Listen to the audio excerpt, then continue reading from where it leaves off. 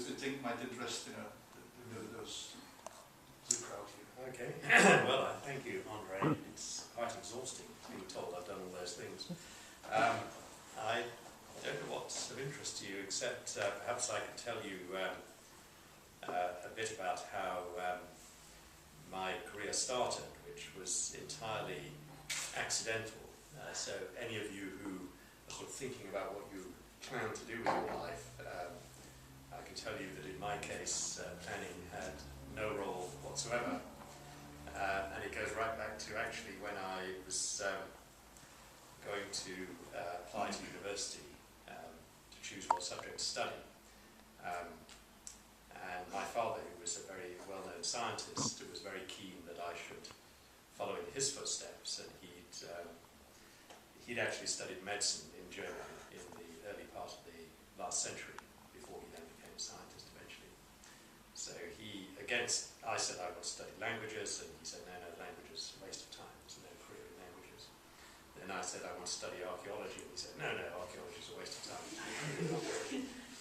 So in the end, I don't expect any of you would give in to your parents in this way, but in those days, when I was your age roughly, parents were much more forceful, at least my father was. So in the end I said, okay, I'll apply to study medicine. But my moment of rebellion came because the system in Britain, which may be slightly different from here, is when you apply to university, then you're called for an interview, and you're interviewed by the people who are going to teach you. And the first question they said to me was, well, Mr. Krebs, why is it you want to study medicine? And expecting me to say, oh, because I want to cure people, and I really love the idea of treating the sick. And I said, actually, I don't. And that was the end of that. So I didn't get into university to study medicine. And I had what's called a full and frank exchange of views with my father, who was extremely cross that I had spoiled this plan of his to go and study medicine. So he said, well, what are you actually interested in? The first time I actually considered this question. And I said, well, I'm pretty keen on bird watching. So I parked the archaeology and languages because I thought that wasn't going to get anywhere.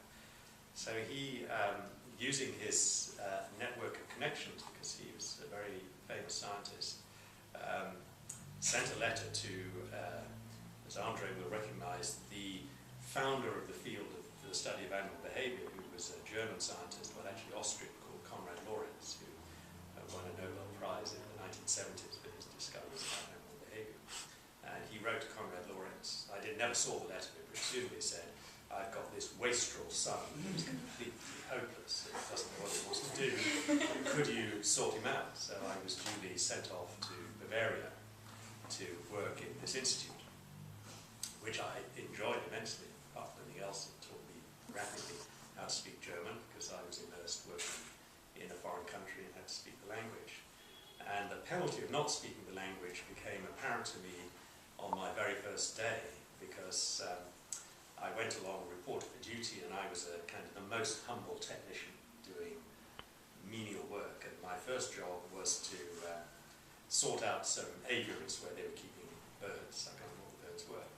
And the guy, the senior technician who was in charge of the aviaries, shouted some instructions at me in German, which I vaguely understood were that I had to go out into the forest and cut some branches off trees to arrange some new perches in the aviary. So he gave me a saw, which gave me the clue that I had to cut branches, and I trotted off into the nearby forest and happily spent half a day cutting little branches off trees and brought them all back. And he took one look at them and said, no, that's the wrong thing. And then he explained that what he wanted was that we use the word Gabel, which means, in German, means a fork. So he wanted forked branches, and I brought straight branches. So I was sent back out to the forest to collect forked branches. So I never forgot the word Gabel. So